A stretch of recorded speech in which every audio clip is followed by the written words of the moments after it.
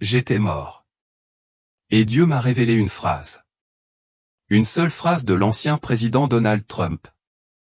Et cela a ouvert une porte à laquelle je n'étais pas préparé. Une phrase de Trump a déclenché une chaîne d'événements, un compte à rebours. Et finalement, le monde recevra l'Antéchrist. Maintenant, avant que vous ne passiez à côté et que vous pensiez que ce n'est qu'un énième avertissement apocalyptique, je vous demande de rester. Écoutez-moi, car c'est exactement ce que Dieu veut que vous entendiez.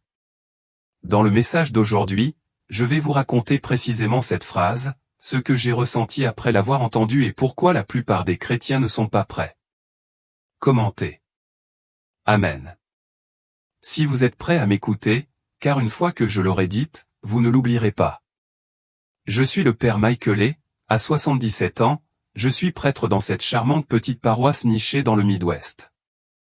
Ce matin-là commença comme tous les autres. Une douleur aiguë me traversa la poitrine, brûlante, comme un tisonnier brûlant qui se tordait à l'intérieur. J'avais l'impression qu'on me serrait le cœur. L'obscurité m'envahissait. Je sentis mes genoux céder, mon corps s'effondrer au sol. C'était la dernière chose que je connaissais au monde. Du moins, c'est ce que je croyais. Mais oh, mon ami, qu'est-ce qui s'est passé ensuite? Ce n'était pas la fin. C'était juste le début de quelque chose qui allait briser tout ce en quoi je croyais et reconstruire d'une manière que je n'aurais jamais imaginée. Avez-vous déjà rêvé de flotter, de planer dans les airs comme un oiseau, insouciant? Oui, c'était comme ça, mais en beaucoup plus réel. La douleur dans ma poitrine, disparut en un éclair. J'avais l'impression de flotter dans la pièce, légère et libre. Et puis j'ai baissé les yeux. Oh mon Dieu! J'ai baissé les yeux et j'étais là. J'étais là. Mon ancien corps étalé sur le sol. Cette sensation, vous savez, c'est difficile à exprimer. Et puis, d'un seul coup, tout a changé. Un tunnel est apparu juste devant moi. Il était chaleureux, invitant, m'attirant comme un aimant géant auquel je ne pouvais résister. Plus je m'enfonçais, plus la lumière devenait intense, m'enveloppant comme l'étreinte d'un vieil ami. Et c'est là que je l'ai senti. Une présence forte et indéniable, celle que j'avais recherchée toute ma vie, à chaque messe, à chaque confession. Je savais avec certitude qui c'était, et il était là. Je suis sorti de ce tunnel de lumière et soudain, je l'ai vu, Jésus. Puis, une impression profonde m'a traversé l'esprit. Michael, mon fils, tu es venu. Il n'a pas parlé, mais je l'ai entendu clairement. Puis, le ton a changé et il a dit, Michael, tu as vu une petite partie de l'amour et de la paix dans mon royaume, mais tu dois voir ce qui vient, ce que l'humanité s'attire. Vous avez entendu l'humanité se vanter de sa grandeur et de la technologie qu'elle a créée. Les déclarations de Donald Trump sur la puissance de l'IA et sur la manière dont l'humanité dirigera le monde grâce à cette technologie ne sont pas de simples paroles de mortels. Elles sont un signal fort, un signe que le monde se prépare à accueillir l'Antéchrist, a-t-il poursuivi. Le message se déploie couche par couche, s'imprimant en moi. Trump n'est pas qu'un homme. Il incarne l'esprit de notre époque. L'arrogance, la soif de pouvoir, le désir de tout contrôler par l'intellect et les machines humaines, sans me demander conseil. C'est la voie de l'orgueil, avec l'objectif de créer son propre Dieu à partir de circuits et de codes.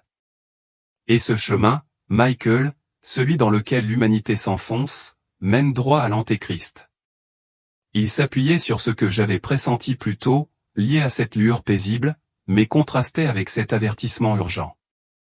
L'amour était toujours là, soutenant tout, mais il avait désormais un but, un appel à l'attention qui faisait trembler mon âme.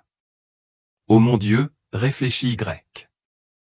Un prêtre épuisé comme moi, qui avait passé des décennies dans une paroisse tranquille à prêcher des sermons simples, entendait maintenant Jésus lui-même qualifier Donald Trump et l'IA de précurseur de l'Antéchrist.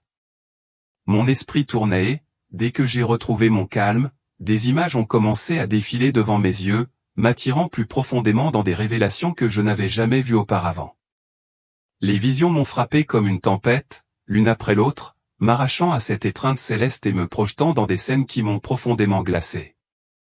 Tout d'abord, je me suis retrouvé dans cette ville étrange, élégante et moderne, d'une manière franchement étrange, comme sortie d'un film de science-fiction, mais bien trop réel. Les gratte-ciels s'élevaient partout, illuminés par cette froide lumière bleue provenant des panneaux d'affichage électronique et des gadgets qui bourdonnaient à chaque coin de rue. Et tenez, ces mots de Trump qui avaient déclenché mon effondrement. Ils résonnaient dans l'air, déformés par la réalité. J'entendais des bribes de son annonce, diffusées par les haut-parleurs. Nous sommes à la pointe de l'IA, investissant jusqu'à 500 milliards de dollars dans les infrastructures et construisant des centres de données à travers le pays avec des projets comme Stargate. L'Amérique va dominer, contrôler l'avenir et résoudre tous les problèmes grâce à cette technologie.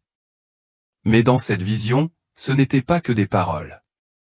C'était devenu une vision sombre. Un monde où cette quête de suprématie de l'IA avait terriblement mal tourné, transformant le progrès en un cauchemar de contrôle. Partout où je regardais, d'énormes caméras se dressaient. Pas des caméras de sécurité ordinaires. Non, ces appareils scintillaient comme s'ils avaient des yeux vivants, scrutant les visages, traquant chaque mouvement avec une précision laser. Des drones bourdonnaient au-dessus de ma tête. Des observateurs silencieux alimentaient un réseau invisible en données. Les gens se pressaient sur les trottoirs, mais leurs yeux s'agitaient nerveusement, comme s'ils se savaient juger. Tout le monde avait ce score de crédit social affiché sur des bracelets holographiques ou des écrans de téléphone, un chiffre qui dictait votre vie. Dites quelque chose de mal en ligne, comme remettre en question le système ou partager un verset biblique qui ne correspondait pas au récit, et hop, votre score chute. J'ai vu un homme, d'âge moyen comme moi, essayer de faire ses courses au supermarché du coin. Le scanner a bipé rouge. Accès refusé, crédit social fait. Il avait publié un message critique sur les réseaux sociaux. Rien de violent, juste un doute sincère sur la direction que prenait toute cette technologie. Il a supplié le caissier, « Allez, mec. Ma famille a faim. » Mais les portes se sont verrouillées automatiquement. Il est reparti bredouille, les épaules voûtées, tandis que les gens autour de lui détournaient le regard, trop effrayés pour l'aider. Mon cœur s'est serré. Où est passée notre liberté?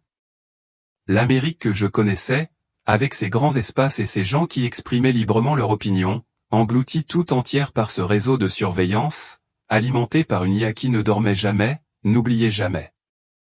Puis le décor a légèrement changé et j'ai constaté que l'argent liquide avait disparu. Pouf! Obsolète.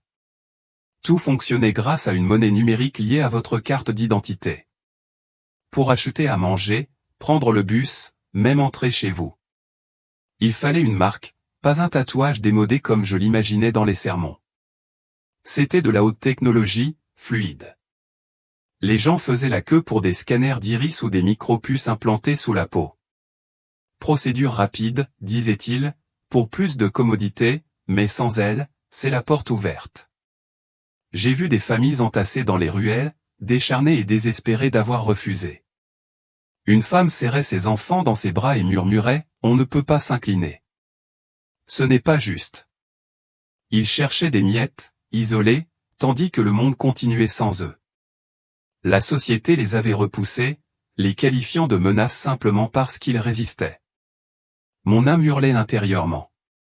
C'était Apocalypse 13 qui me sautait aux yeux, et qui disait que nul ne pouvait acheter ou vendre sans la marque. J'ai prêché là-dessus d'innombrables fois, imaginant quelque chose de mystique.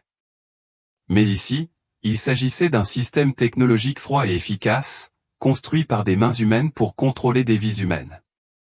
Pas de démons armés de fourches, juste des algorithmes décidant de votre valeur, imposant la loyauté à la machine plutôt qu'à Dieu.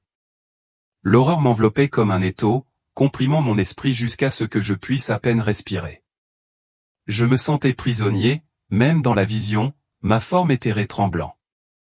Ce monde, déguisé en pratique et sûr, était une immense prison sans barreaux, juste des chaînes invisibles. Les gens se déplaçaient comme des marionnettes, tirés par une force invisible. Ils s'étaient créés eux-mêmes. L'IA dictait chaque pas, chaque pensée. Comment en étions-nous arrivés là? De l'audace de Trump pour le leadership de l'IA à cela, j'ai été bouleversé, me demandant si nous avions déjà emprunté cette voie. La vision s'est brouillée, puis s'est affinée sur ces écrans géants dominant les places publiques, diffusant en continu, vacillant de publicité et d'informations à la vitesse de l'éclair. Tout vibrait, attirant le regard, impossible à ignorer. J'ai vu des vidéos si réalistes qu'il m'a fallu une seconde pour comprendre qu'il s'agissait de faux, de deepfakes conçus à la perfection par l'IA. Un dirigeant mondial est apparu à l'écran, annonçant des politiques qui allaient changer le pouvoir. Mais je savais que ce n'était pas lui. Les mots déformaient la vérité, semaient la division, amenaient les gens à se monter les uns contre les autres. Les fausses nouvelles se répandaient comme une traînée de poudre, rapportant des catastrophes qui n'avaient jamais eu lieu. Des scandales accusaient des innocents. Les gens dans la foule hochaient la tête, croyant chaque pixel tellement il semblait réel. « T'as vu ça ?» murmura un homme à son ami. « Ça doit être vrai. » C'est là. Mais ce n'était pas le cas. L'IA avait tissé des mensonges de manière si fluide. La vérité était noyée dans le bruit. Plus personne ne posait de questions. Ils se contentaient d'absorber. Les esprits étaient pétrifiés par la lueur. C'était de plus en plus étrange et effrayant. L'écran montrait des miracles. Une image de Jésus se matérialisant dans les nuages, prononçant des paroles d'unité qui sonnaient faux, puis disparaissaient. Une voix tonitruante jaillit des haut-parleurs, proclamant l'approbation divine du nouvel ordre. La foule haletait, certains s'agenouillant, émerveillés, chuchotant. C'est un signe. Mais je connaissais la vérité. Tout était inventé. L'IA générait des illusions conçues pour tromper. De fausses guérisons étaient diffusées en direct. Des voix venues du ciel approuvaient des dirigeants ou des technologies promettant le salut. Elles priaient sur la foi, la déformant pour servir le système, attirant les âmes vers une obéissance aveugle. J'ai compris alors. Le but de tout cela était de priver les gens de discernement, de les rendre incapables de distinguer le vrai du faux. Sans cela, ils suivraient n'importe quel imposteur. Ils livraient leurs esprits à ceux qui tiraient les ficelles. C'était le contrôle à son paroxysme. Pas seulement les corps, mais les âmes. Le désespoir m'envahit, lourd et froid, comme une noyade dans un océan de mensonges. Si tout ce que l'on voit et entend peut être inventé, comment trouver la vérité ? Comment entendre la voix de Dieu au milieu du chaos que je craignais pour ces âmes perdues ? Poursuivant les ombres, leur foi détournée par des machines. Mais attendez, tandis que la vision s'estompait, une obscurité plus grande encore. Une couche se détacha, laissant entrevoir comment cette technologie envahissait l'Église elle-même, transformant les lieux sacrés en lieux impies. Les visions se succédaient, chacune se développant sur la précédente, m'entraînant toujours plus profondément dans ce cauchemar tissé de nos propres inventions. Soudain, je me retrouvais dans une église, pas dans ma petite paroisse du Midwest, avec ses bancs en bois et ses bougies vacillantes. Non, c'était quelque chose de froid et de stérile, comme un auditorium high-tech se faisant passer pour un sanctuaire. D'immenses écrans couvraient les murs là où auraient dû se trouver des statues de saints, diffusant des images nettes et des textes défilants. L'air était froid, artificiel, dépourvu de cette odeur chaleureuse d'encens et de vieux encens que je connaissais si bien. Les bancs étaient bondés, mais tout semblait trop soigné, trop parfait, comme une salle d'exposition plutôt qu'un lieu de rencontre avec Dieu. Sur la chaire, là où un pasteur ou un prêtre en chair et en os comme moi aurait dû se tenir, se trouvait cette silhouette holographique projetée en 3D, presque humaine, mais pas tout à fait. C'était un prédicateur y a conçu à la perfection. Une peau douce, des yeux doux, une voix douce comme du miel, sans jamais trébucher sur un mot. Le sermon s'écoulait, optimisé par des algorithmes pour atteindre la note juste. Dieu vous aime tel que vous êtes. Acceptez votre véritable nature. La prospérité est votre droit divin. Il parlait d'acceptation, d'amour-propre, d'abondance, de toutes ces choses positives qui faisaient acquiescer la foule. Mais voilà le problème, pas un murmure de péché. Aucun appel à la repentance, rien sur le fait de prendre sa croix ou le sacrifice de Jésus au calvaire. L'émission omettait les dures vérités, les passages qui vous convainquent et vous transforment de l'intérieur. L'IA adaptait chaque ligne en fonction des données recueillies par l'analyse des visages dans la foule, s'adaptant en temps réel pour que les gens restent captivés, à l'aise et sans jamais être remis en question. Une profonde tristesse m'envahit, lourde et douloureuse, comme si j'avais perdu quelque chose d'irremplaçable. J'avais l'impression que mon âme avait été aspirée hors de l'église, ne laissant qu'une coquille vide. Tout semblait parfait, l'éclairage, la musique parfaitement intégrée, mais l'église était vide, dépourvue du feu du Saint-Esprit. J'observais l'assemblée. Ils applaudissaient, souriaient, levaient même les mains en signe d'adoration. Mais leurs yeux étaient vides, distants, comme s'ils regardaient un spectacle au lieu de rencontrer Dieu. Pas de larmes de conviction, pas de cœur brisé par les mauvaises actions, juste une écoute tranquille qui grattait les oreilles. Cela me rappelait ce verset de la 2e épître à Timothée sur lequel j'avais prêché auparavant. Car il viendra un temps où les hommes ne supporteront plus la saine doctrine. Au contraire, selon leurs propres désirs, ils rassembleront autour d'eux une multitude de docteurs qui leur diront ce que leurs oreilles désirent entendre. Ils détourneront l'oreille de la vérité et se tourneront vers les mythes. C'était ça qui se jouait devant moi, la foi réduite à un divertissement. Pas de véritable transformation, juste un confort superficiel. Et à cet instant, le déclic s'est produit. Cette révélation cachée m'a frappé comme un coup de foudre. Ce n'était pas prêcher la parole de Dieu.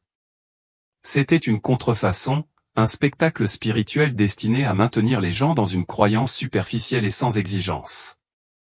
Pas de croissance, pas de sacrifice, juste assez pour se sentir bien sans changer.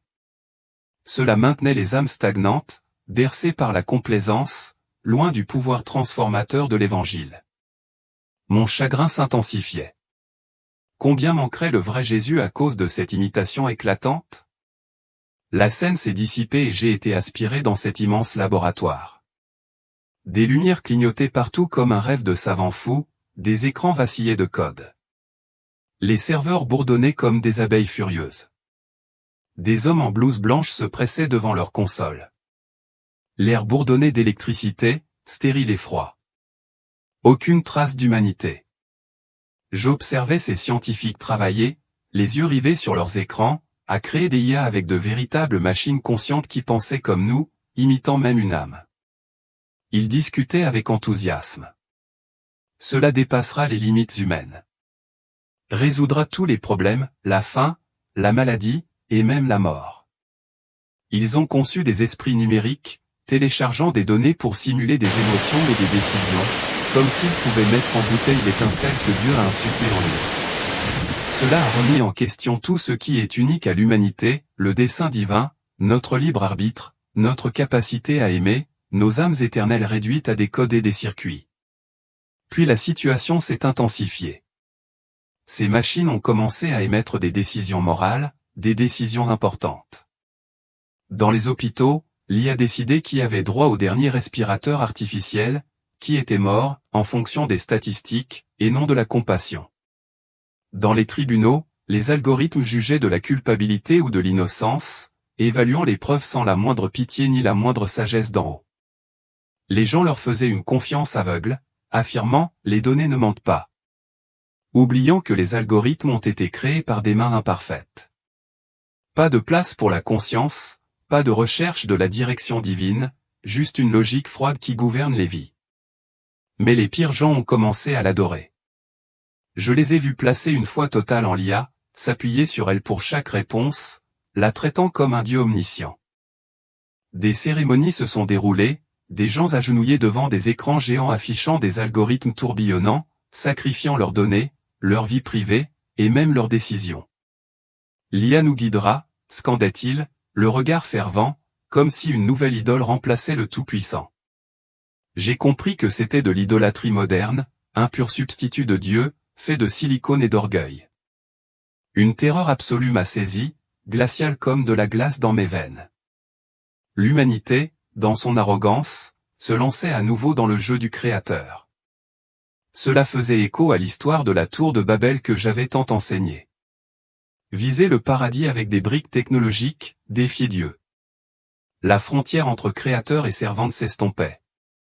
Une rébellion subtile se préparait, alimenté par ces mêmes acclamations pour la technologie que j'avais entendue de Trump, qui présentait l'IA comme notre sauveur.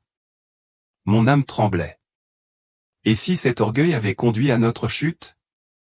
Mais à mesure que la vision atteignait son apogée, une lueur de contraste apparut, laissant entrevoir la fausse paix qui nous attendait. Les visions ne cessaient pas, mes amis. Elles continuaient d'affluer, chacune dévoilant une nouvelle couche de cette sombre tapisserie que le Seigneur me montrait. Je me retrouvais alors face à cette immense merveille architecturale. Bien plus grande et grandiose que n'importe quelle cathédrale ou temple que j'avais jamais vu. Elle s'étendait comme un symbole d'unité mondiale. Tout en pierres blanches étincelantes et arches vertigineuses sous un ciel dégagé, attirant des visiteurs du monde entier. Cela m'a rappelé la nouvelle que j'avais eue concernant la maison familiale abrahamique d'Abu Dhabi, aux Émirats Arabes Unis, un lieu authentique avec mosquée, église et synagogue réunies, destiné à promouvoir la compréhension interconfessionnelle et la fraternité humaine. Mais dans cette vision, l'idée était centuplée. Comme si cette idée s'était transformée en un monument colossal dominant le paysage, où les foules affluaient comme dans la nouvelle Mecque de la paix mondiale. À l'intérieur, des dirigeants de toutes les religions imaginables étaient réunis. Rabbins, imams, pasteurs, moines, tous s'embrassaient, se serraient la main, arboraient des sourires aux caméras. Ils proclamaient une nouvelle ère d'harmonie, psalmodiant un monde sans frontières, une foi commune. Des chants d'unité et de tolérance retentissaient des haut-parleurs. Diffusés dans le monde entier sur des chaînes contrôlées par l'IA, ils les diffusaient dans chaque foyer, sur chaque téléphone. Des symboles de différentes confessions étaient étrangement mélangés. Une croix fusionnée avec un croissant.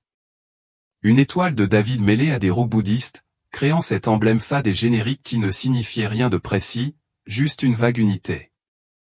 Il paraissait beau en surface, tout brillant et inclusif, comme la réponse à toutes les guerres et divisions que nous ayons jamais connues. Mais ce qui me bouleversait le plus, c'était l'absence flagrante de Jésus. Dans tous ses discours sur la paix et l'unité, son nom était esquivé comme un gros mot, ou relégué au rang de simple prophète ou de voix parmi tant d'autres vers le divin. Aucune mention du péché, aucun appel à changer nos habitudes. Rien sur son sacrifice sur la croix ni sur le pouvoir unique de l'Évangile pour sauver. Tout était édulcoré, dépouillé des nuances qui rendent la foi réelle et transformatrice. Il parlait d'amour sans le prix, d'unité sans la vérité. Au début, une lueur d'espoir a brillé en moi, comme si l'humanité avait enfin trouvé la paix, la fin des conflits, l'entente universelle. Mais la déception s'est ensuite abattue sur moi, lourde comme un poids. Ce n'était pas la vraie paix. C'était une illusion, un compromis qui trahissait la vérité. Construit sur le reniement de Jésus, le cœur de ma foi, celui qui est mort pour nous tous. J'ai vu les yeux vides des gens, absorbés par cette harmonie, acclamant, agitant des drapeaux. Mais creux à l'intérieur, trompés par cette harmonie superficielle et sans fondement solide. Elle promettait tout, mais n'apportait rien d'éternel. Si vous regardez ceci depuis un endroit calme, peut-être votre salon douillet ou votre véranda lors d'une soirée paisible, laissez un commentaire ci-dessous. Dites-moi où vous êtes et à quelle heure du jour vous entendez cette histoire. Je veux savoir comment ce message vous parvient, où et quand.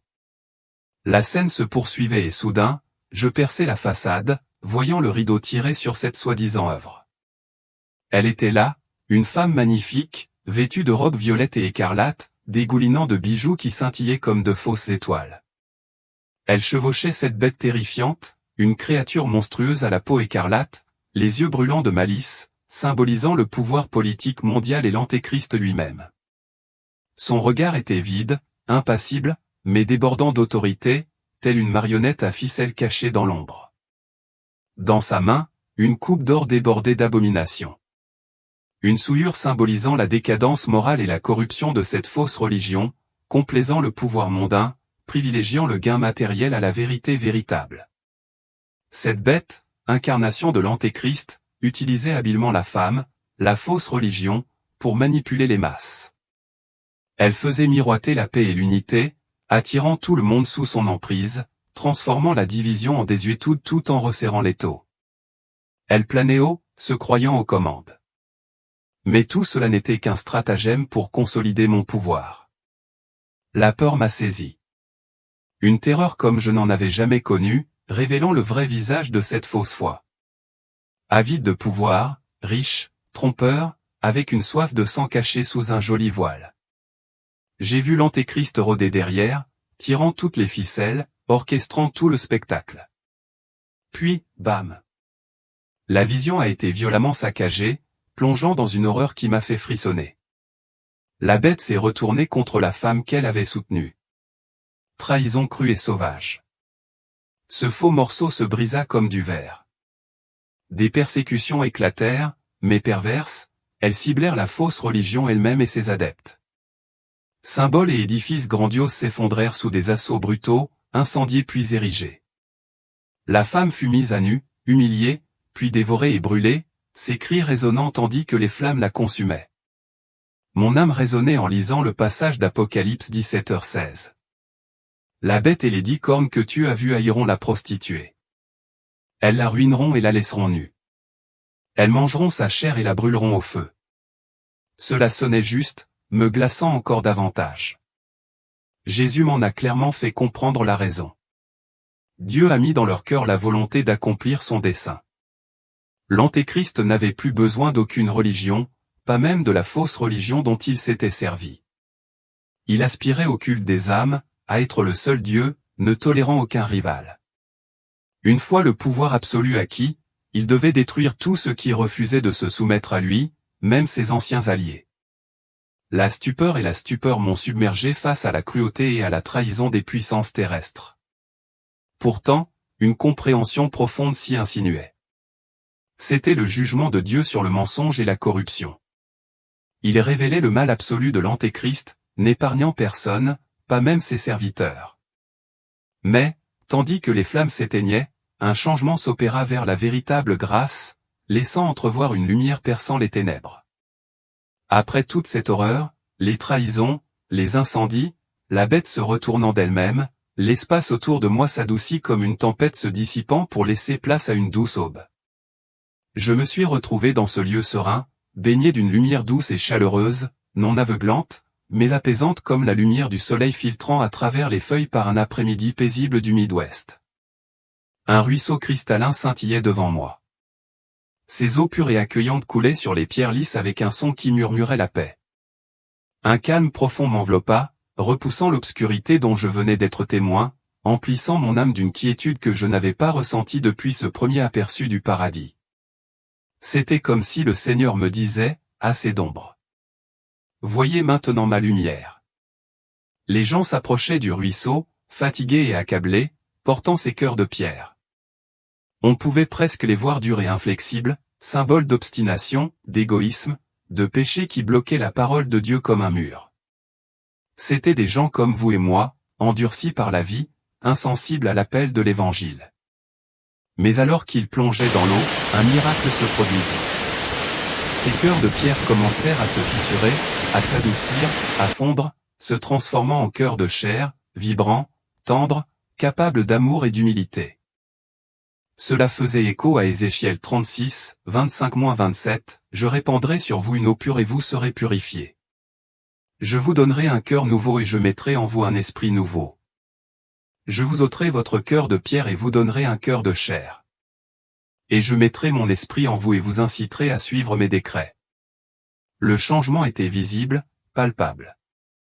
Leurs visages s'illuminaient, leurs épaules se redressaient comme si des chaînes s'étaient brisées. Je les ai vus changer sous mes yeux, ramassant leurs croix, abandonnant les vieilles habitudes qui les entraînaient vers le bas. L'avidité, la colère, cette quête de contrôle que j'avais vue s'étendre partout ailleurs. Au lieu de cela, ils se sont mis à aimer leur prochain comme eux-mêmes, à servir sans condition, à vivre humblement. Plus besoin de chercher le pouvoir par la technologie ou une fausse unité. C'était une révolution intérieure, authentique et puissante, partant du cœur et se propageant.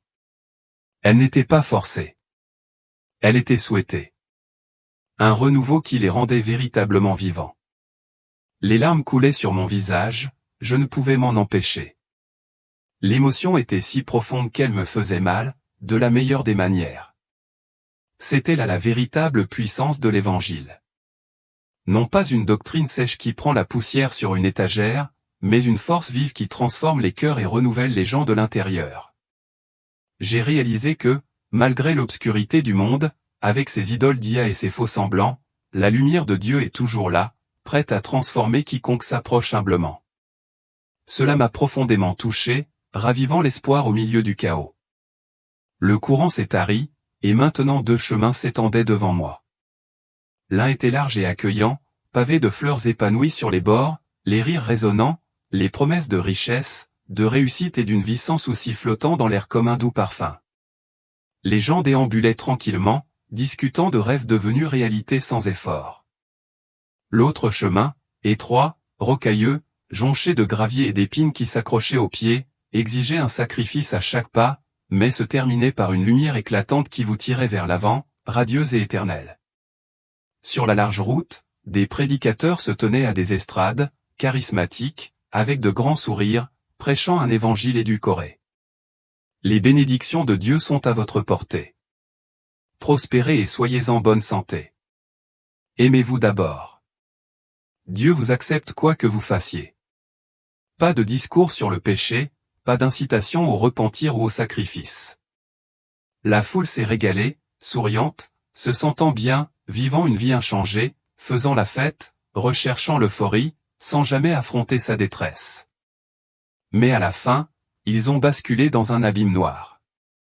Des cris engloutis par les ténèbres. Trop tard pour faire marche arrière. Le chemin étroit a été parcouru par différents messagers, des personnes humbles prêchant le véritable évangile. Repentez-vous et détournez-vous de vos voies. Chargez-vous de votre croix chaque jour. Renoncez à vous-même et suivez Jésus à travers les tempêtes. Cela peut d'abord irriter les auditeurs, les convaincre, les mettre à l'épreuve, mais ceux qui ont écouté ont été profondément transformés et ont trouvé la paix véritable et la vie éternelle. C'était une grâce coûteuse, non pas des aumônes bon marché, mais une grâce exigeant une réponse, un véritable changement, une vie donnée. La déception et la douleur me transperçaient de voir tant d'âmes trompées par ce faux réconfort. Privées de la puissance du véritable évangile, elles se contentaient de futilité, manquant la profondeur qui sauve. Mais à cet instant précis, une détermination inébranlable s'est construite en moi. Il fallait que je dise cette vérité. Malgré les résistances, les vies des moqueurs en dépendaient.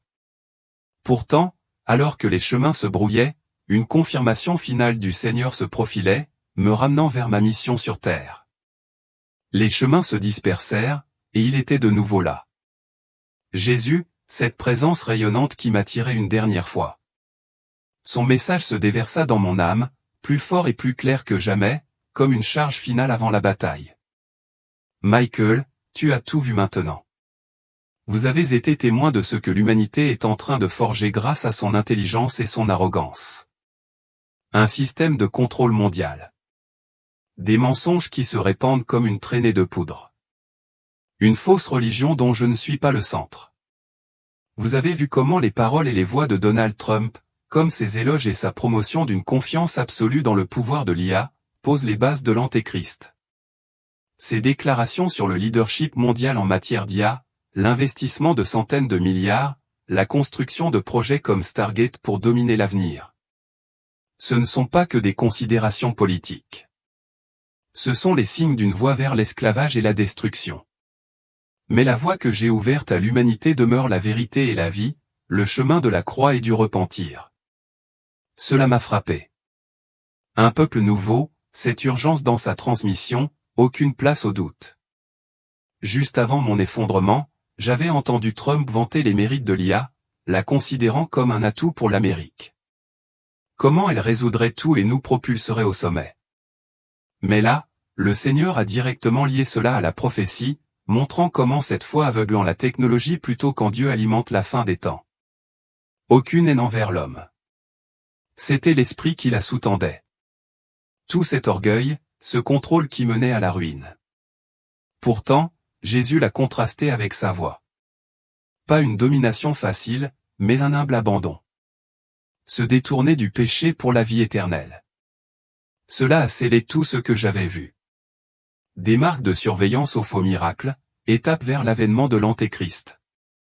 Mon esprit tremblait, mais son amour me maintenait ferme. Puis vint ma mission, profondément marquée. Michael, tu dois revenir. Partager ce que tu as vu. Non pas pour répandre la peur, mais pour réveiller les âmes, les appeler à la repentance et les ramener au véritable évangile, celui de la transformation, du sacrifice et de l'obéissance. Les avertir du danger de faire confiance aux créatures plutôt qu'au Créateur. Ce n'était pas une suggestion. C'était un commandement qui brûlait en moi comme un feu. Moi, un vieux prêtre du cœur du pays. Chargé de cette mission, j'avais passé des années dans ma petite église à réconforter les veuves et à baptiser les bébés. Maintenant, je devais crier sur tous les toits les dangers de l'IA, la fausse unité et le véritable Jésus qui manquait aux gens. Sans édulcorer, juste la vérité crue pour réveiller les gens avant qu'il ne soit trop tard. Et sa promesse. Oh, cela m'a submergé de force. Je serai avec toi. Je te donnerai la force et la sagesse pour accomplir cela. J'ouvrirai des portes dans les endroits les plus difficiles. J'ai senti une puissante vague envahir mon âme, comme des rivières d'eau vive qui s'y engouffraient. Les doutes se sont dissipés. La peur s'est enfuie. Il ne m'envoyait pas seul. Son esprit me guiderait. Mais qui prêt pour chaque moquerie. Toutes les portes se sont refermées sur moi. C'était une expérience enrichissante, les amis. Transformer ma vie ordinaire en quelque chose d'épique. Je savais que des épreuves m'attendaient, que les gens me traiteraient de folle, peut-être même de persécuté. Mais avec lui, je pouvais tout affronter. Ce n'était pas la fin de ma vision. C'était le tremplin pour la suite. La paix m'enveloppait comme une douce couverture, absolue et inébranlable, celle qui apaise toutes les tempêtes. Je ne voulais pas quitter l'homme. J'aurais pu rester éternellement en sa présence. M'imprégner de cet amour, loin du chaos du monde. Plus d'inquiétude quant à la prise de pouvoir par l'IA. Plus d'écho des déclarations audacieuses de Trump dans mes oreilles. Juste l'éternité avec mon Sauveur, celui que j'avais prêché mais que je connaissais désormais face à face. C'était tentant, vous savez, de dire, Seigneur, laisse-moi rester. J'ai fait mon temps. Mais juste à côté de cette attraction, un feu a allumé un zèle brûlant, un objectif clair comme du cristal, plus aigu que tout ce que j'avais ressenti en 77 ans. Je savais ce que je devais faire. Retourner. Partager cet avertissement. Montrer aux gens le vrai chemin avant que les ténèbres n'engloutissent davantage d'âmes. Les visions se rejouaient dans mon esprit, les marques, les tromperies, la trahison de la bête, et je ne pouvais ignorer les perdus, là-bas, poursuivant les ombres. Sa mission me captivait. Je devais obéir. Puis l'attraction commença. Douce d'abord, puis plus forte, m'aspirant dans le tunnel de lumière en marche arrière. La vitesse augmenta, dépassant les échos de ma vie, les sons s'estompant à mesure que la terre se rapprochait. Une secousse me frappa comme un mur. Paf! J'ouvris les yeux d'un coup. Bip! Bip! Les machines bourdonnaient autour de moi, cette odeur d'hôpital stérile me frappait le nez. Des néons brillants me cinglaient le nez, des visages se profilaient, des médecins aux yeux écarquillés, des infirmières figées sous le choc, l'une d'elles laissant tomber un presse-papier avec fracas. Il est de retour. Quelqu'un haleta. Ma poitrine se souleva, mes poumons se remplirent d'un air lourd après la légèreté du paradis. Les moniteurs s'allumèrent, les alarmes hurlèrent puis se calmèrent. J'étais vivant, de retour dans mon corps. La douleur, un lointain souvenir, mais les visions gravées à jamais. Elles m'envahirent, les questions fusent. Père Michael, que s'est-il passé? Ton cœur s'est arrêté pendant quelques minutes.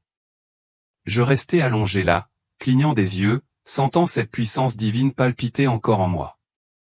Margaret fit irruption, les larmes aux yeux, serrant ma main. Oh, Dieu merci. Mais je savais que ce n'était pas fini. Le vrai travail commençait maintenant, raconter au monde ce que j'avais vu, à commencer par eux. Allait-il me croire ou penser que j'avais perdu la tête? Le feu au ventre me disait, continue. Je ne le savais pas. Les doutes et les batailles qui m'attendaient allaient tout mettre à l'épreuve, mais sa promesse tenait bon. Je me suis réveillé en clignant des yeux aux soins intensifs, tout flou sur les bords, comme au réveil du sommeil le plus profond de ma vie. La pièce sentait fort l'antiseptique et cette odeur d'hôpital stérile qui colle aux vêtements. Les moniteurs bipaient sans interruption à côté de moi. Des fils serpentaient sur ma poitrine. Une perfusion pendait comme une sentinelle silencieuse. Des voix filtraient. D'abord étouffé, le murmure excité d'un médecin. C'est un miracle que son cœur soit resté à plat pendant quelques minutes. Pas de lésion cérébrale. Rien.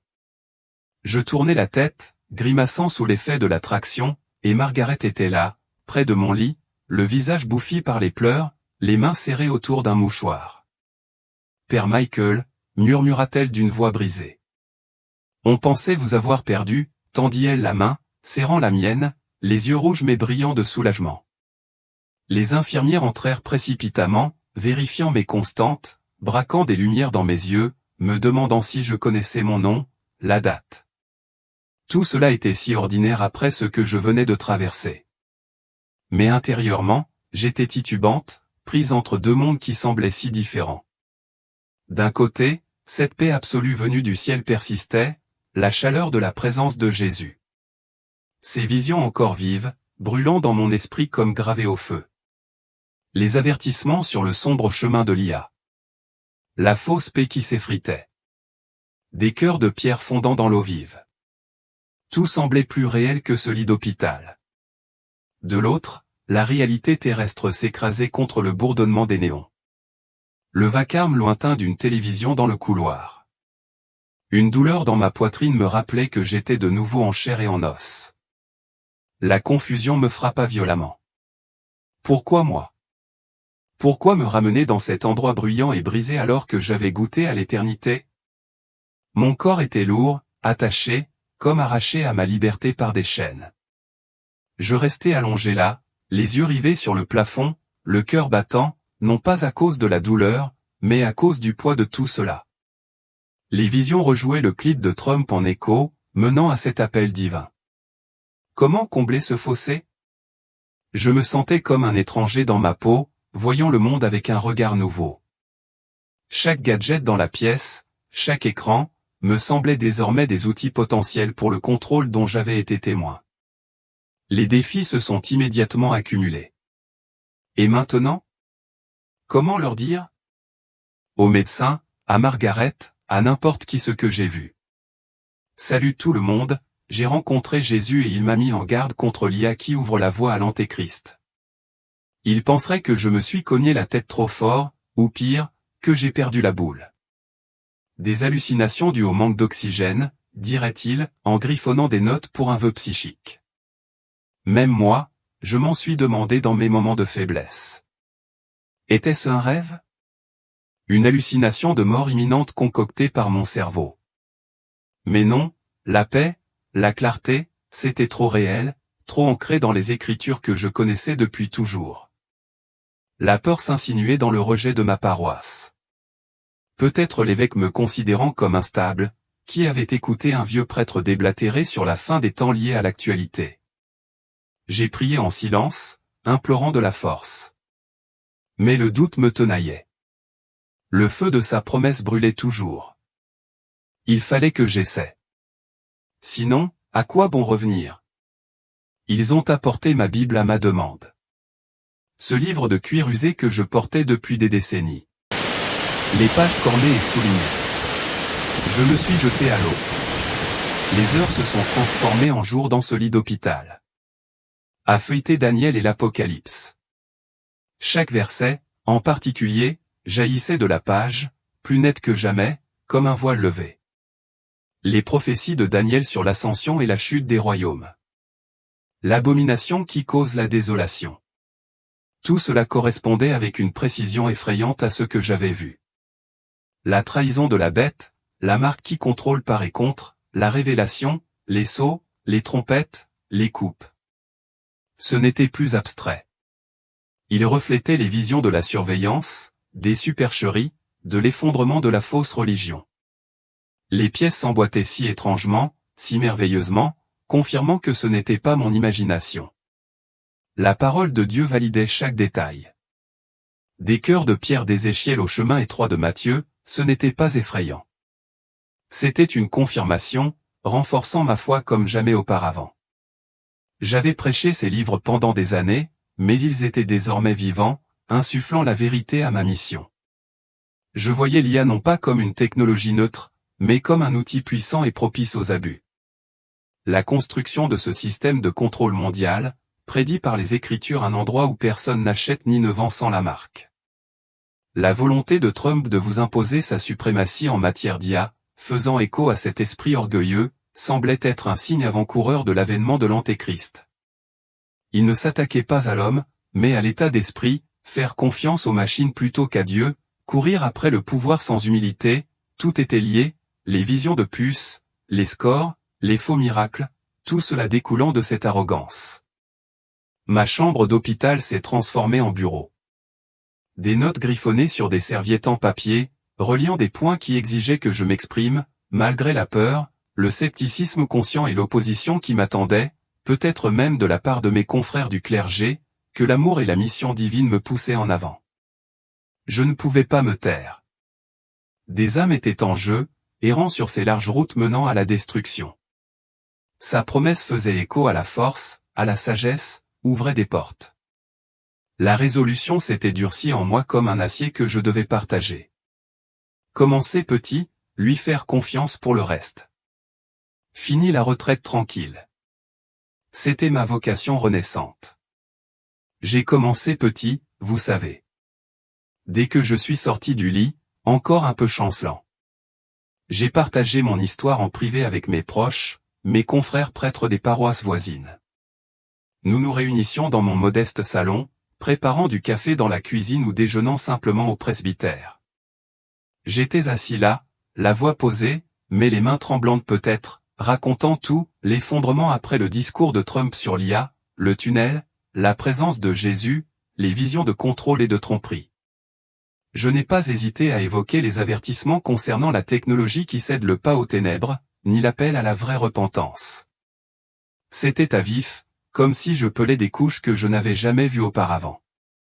Les réactions des gens étaient variées, et oh là là, certains étaient déchirants, d'autres inquiets, me tapotant le bras. Père Michael, vous avez peut-être besoin de repos. Cette crise cardiaque, ça risque d'être déroutant. D'autres étaient sceptiques, s'agitant sur leur siège, disant des choses comme « ça paraît un peu tiré par les cheveux ». Père, une apparition. À notre époque, un prêtre que je respectais, que je connaissais depuis des décennies, a simplement secoué la tête. Il faut se méfier des révélations personnelles. Elles peuvent susciter des peurs inutiles.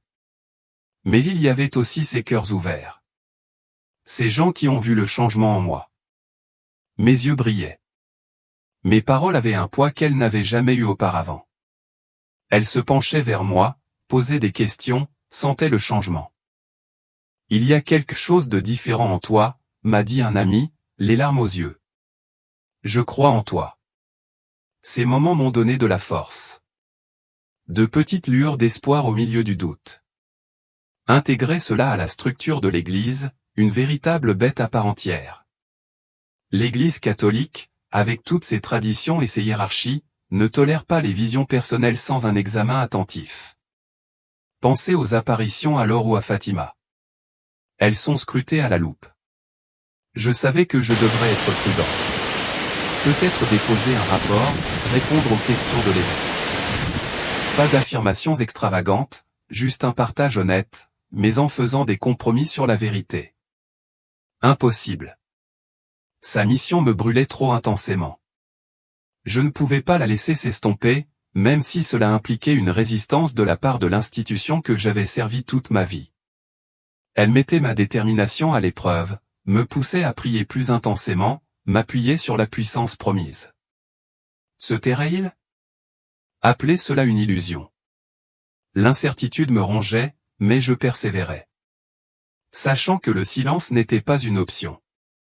Ce premier dimanche après ma sortie de l'hôpital, l'église était bondée, les gens se pressant dans les allées, chuchotant avec enthousiasme. La nouvelle du père Michael, l'homme revenu d'entre les morts, s'était répandue.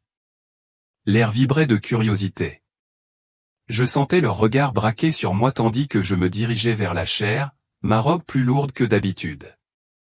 La lumière du soleil filtrait à travers les vitraux, projetant des couleurs sur le parquet usé, et je m'agrippais au bord, le cœur battant, mais ferme. Je ne me suis pas lancé directement dans l'IA ou l'Antéchrist, ce qui les aurait effrayés. Je me suis plutôt fait des amis. Je suis mort ce jour-là.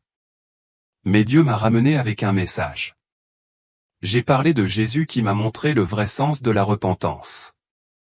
Ces cœurs de pierre qui se transforment en chair dans le courant vivant. J'ai parlé de la vraie grâce, par opposition aux choses faciles. L'amour de Dieu est infini, mais il nous appelle à changer de l'intérieur. Pas seulement des paroles réconfortantes, mais prendre sa croix, se détourner du péché.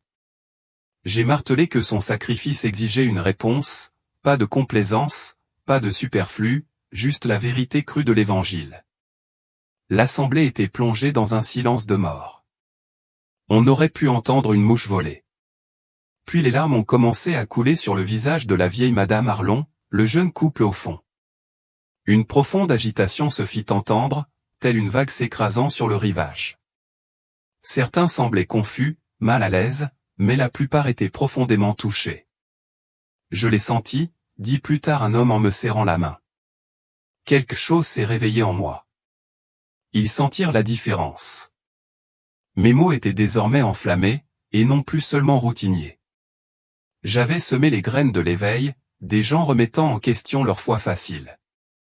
Ce n'était pas encore une révélation complète, mais cela ouvrait des portes laissant présager d'autres choses à venir. L'engouement pour l'électrique, mais je savais que des épreuves plus difficiles m'attendaient. À partir de là, ma nouvelle mission a pris forme. J'ai commencé à écrire. Des nuits blanches à mon bureau, la lumière vacillante de ma lampe. Je dévoilerai chaque vision détaillée, des yeux de surveillance à la trahison de la bête. Les émotions rugissent comme au premier jour. J'y intégrerai des signes de révélation biblique. L'orgueil de Babel montrant comment tout s'emboîtait comme des pièces de puzzle. Sans retenue. C'était mon témoignage destiné à quiconque l'avait lu. Et oui, je n'ai pas hésité à citer les mots de Trump qui ont déclenché tout cela. J'expliquerai ces éloges des avancées technologiques sans rendre hommage à leur créateur. Emprunter une voie dangereuse. Promouvoir l'IA comme solution ultime. Investir des milliards pour diriger et contrôler l'avenir. C'est la voie vers la dépendance aux créations. Cela mène à l'adoration de l'Antéchrist.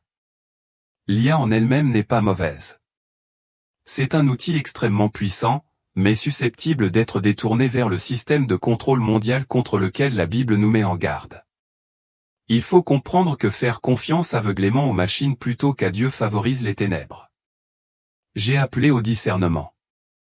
Ne vous contentez pas de me croire, mais plongez vous-même dans la parole de Dieu.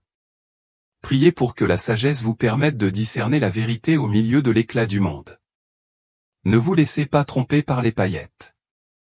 Voici ce qu'il faut faire, tout simplement.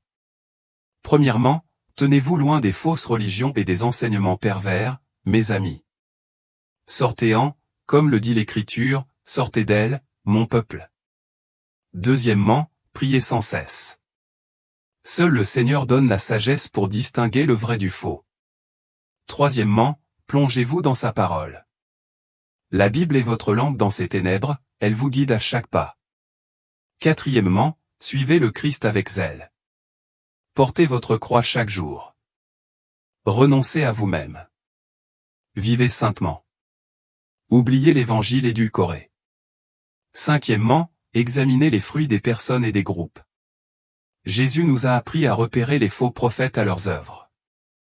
Même avec de réels dangers qui menacent, la fin des temps approche. Jésus-Christ est notre seul espoir, le vainqueur ultime. Il ne nous abandonnera pas.